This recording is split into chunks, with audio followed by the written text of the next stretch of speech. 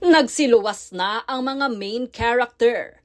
Yan ang hirit ng mga netizens sa mga pasaherong babiyahe galing sa kani-kanyang probinsya mula sa mahaba-habang bakasyon. Ayon pa sa Land Transportation Franchising and Regulatory Board o LTFRB, nasa high alert ang pagtaas ng bilang ng pasahero, kung saan dagsana sila sa iba't ibang terminal dahil sa Christmas at New Year break. Dito nagbahagi din ang mga pasahero ng kanilang karanasan sa naging biyahe sa pagpasok ng taon.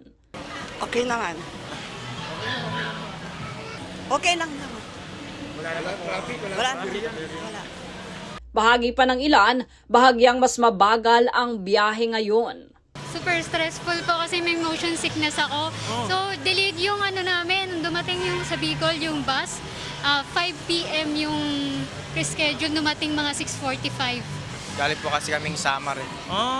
Stranded po kasi hindi naman po matraffic sa lang talaga sa Alin lang po, sa Pamatnog.